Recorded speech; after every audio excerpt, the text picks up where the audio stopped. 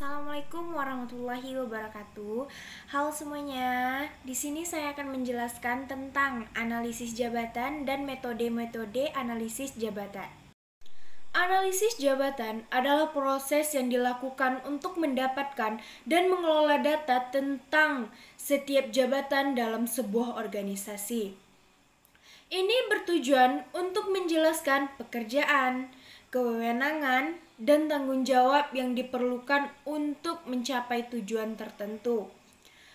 Analisis jabatan juga berfungsi untuk membedakan pekerjaan satu dari yang lainnya, serta untuk memperoleh informasi yang dapat digunakan untuk program-program kelembagaan, pegawaian, dan keterlaksanaan.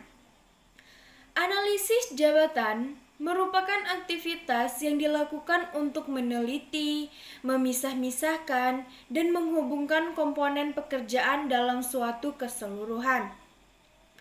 Ini dilakukan dengan metode tertentu seperti mengumpulkan informasi mengenai tugas, persyaratan, dan kualifikasi yang diperlukan untuk meneruskan tugas dalam jabatan tersebut.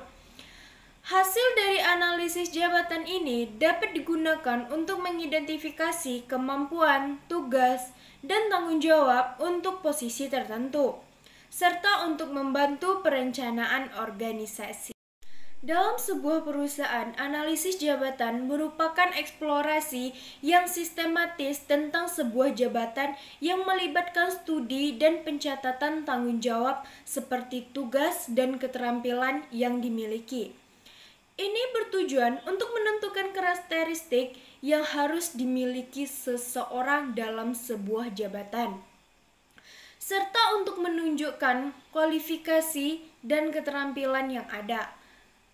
Analisis jabatan merupakan saran dan proses rekrutmen, mengingat ia dapat menunjukkan kualifikasi dan keterampilan yang diperlukan untuk menduduki jabatan dalam pekerjaan perusahaan. Dalam melakukan analisis jabatan, ada beberapa metode yang dapat digunakan.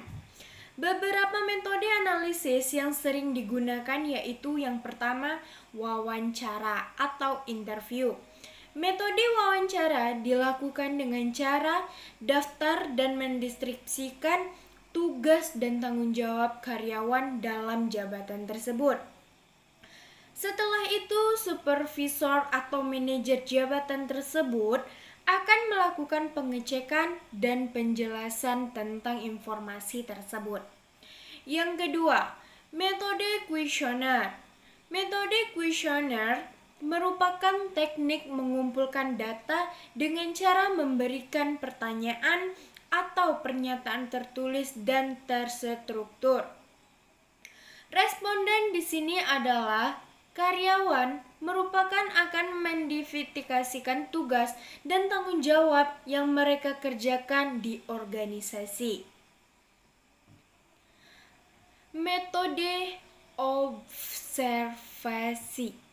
Metode observasi dilakukan dengan mengamati karyawan dan menjalankan tugasnya saat pengamatan. Observer atau mencatat hasil yang dilihat. Yang keempat, metode catatan harian. Metode catatan harian merupakan teknik mengumpulkan data dengan cara meminta karyawan mendeskripsikan aktivitas kerja mereka sehari-hari dalam bentuk catatan harian. Metode analisis dilakukan dengan cara mengumpulkan informasi mengenai tugas, persyaratan, dan kualifikasi yang diperlukan untuk meneruskan tugas dalam jabatan tersebut. Metode kombinasi. Kombinasi dari berbagai metode seringkali lebih tepat dan dalam menganalisis pekerjaan-pekerjaan klerikal dan administratif.